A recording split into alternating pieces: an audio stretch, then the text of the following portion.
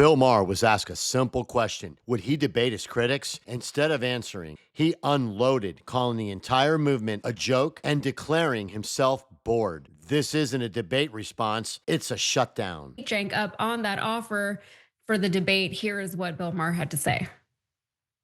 Would you challenge? Would you Yes, debate well, him? I'd love to hear his answer.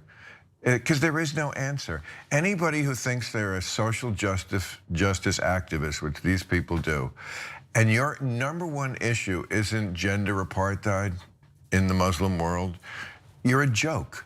You're a joke. It's so obvious where the biggest amount of oppression is. You people who hate oppression so much. I feel like it's a credential thing for that generation. It's like they have to be these useful idiots who somehow, again, as the world's big liberals, found their way to this position of marching with the most oppressive people in the world. Quick context, then we'll go straight to the clip. Watch how fast this stops being about policy and turns into moral dismissal. I'll pause twice where the framing completely breaks. All right, well, then he called anyone fighting for Palestinian rights a joke, and he claimed that he was bored by the whole debate.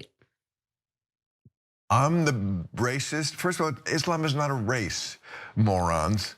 It's an idea, it's an ideology. People of all races follow it.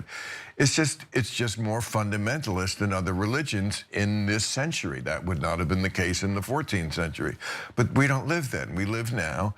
And the fact that you won't call this out, like the fact that these Muslims in America, the way you live here, you couldn't live that way in most of these countries where your ancestors are from, and certainly your wife couldn't.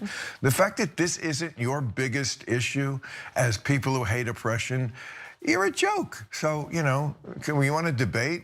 Sure. I mean, I debated her. I'm bored. As I said at the end of that, I said, I'm bored. That right there is the exit. Saying I'll debate and then saying I'm bored isn't engagement, it's a dismissal. If your position is strong, you don't need boredom as a shield. You defend it. All right, well, first of all, I think Anna was right to redirect his question because the issue is about genocide that is being done by Israel to the Muslim world. And it has nothing really to do about whatever he's trying to make this about, oppression and things like that. And Western women living in Eastern countries for some reason, Muslim or not, why would anyone from the Western world go live in the Eastern world and assume that there's some kind of assimilation there? I don't know. Cenk, I want to get your thoughts on this. What do you think? Yeah. So I'm super happy to answer his question. First of all, Istanbul. You could go and live in Istanbul and be perfectly fine in any outfit you like. You could live in southern Turkey or any parts of Turkey and wear any outfit you like. In fact, a lot of Israelis go to southern Turkey to vacation. A lot of Russians do, etc. But in Bill Maher's mind, like some Muslim extremists, a small percentage of the religion is everything. Why? Because he wants to smear Muslims. Hey, you ignorant ass. Have you ever been to a Muslim country? Have you ever been to Istanbul? Have you ever been to any of these countries that you talk about? Do you know any Muslim people who aren't paid shills of Israel? And if you did, if you talk to them, what you would find out is that they're normal human beings. The grandmothers love the grandkids. They play soccer, they watch TV, they're just like you, except they're not pro-genocide like you are. So here's another answer to your stupid question. So Berlin might have been an amazing place to live in 1941. This is where the conversation usually breaks. Once analogies go nuclear, people stop listening and start choosing sides. You can criticize government and policies without collapsing discussion into moral absolutism. That shift feels powerful, but it shuts down persuasion. Oh my God, the Germans have all the top technology in the world and they have amazing nightclubs. Oh, you're just complaining about this minor Holocaust that they're doing when Berlin is such a lovely city. And have you seen Stuttgart in the spring? What does having nice cities like that, theoretically, have anything to do with whether you're doing a genocide or not? Apparently nothing.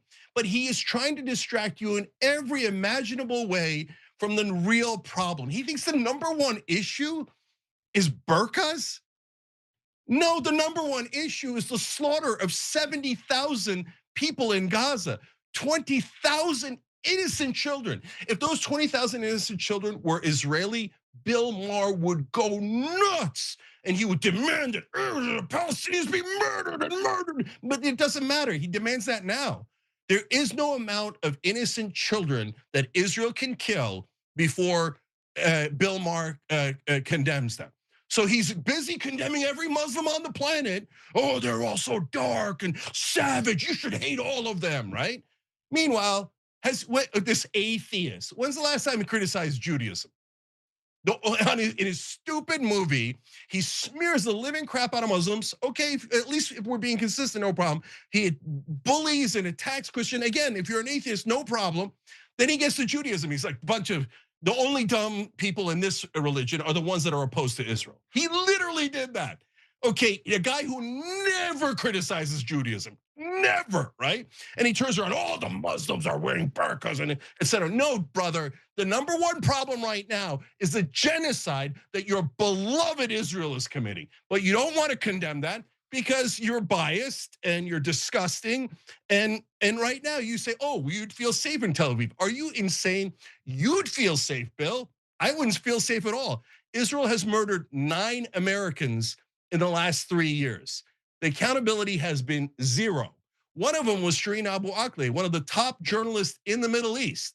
An Israeli sniper shot her in the neck, literal assassination, murder of a Muslim American. Our government did nothing. They bowed down to your beloved Israel. So no, of course I wouldn't go to Tel Aviv. Are you insane? For a Muslim American, there is no country on earth that is more dangerous than Israel. They can literally murder us and our own government won't do anything about it. It is a vicious terrorist state that has killed 70 times the number of people Hamas has. That's the clip, and that's the pattern. When debates get replaced with dismissal, nobody learns anything. If you want more breakdowns like this, focus on how arguments are made, not just who's louder. Hit like and subscribe, and I'll see you in the next one.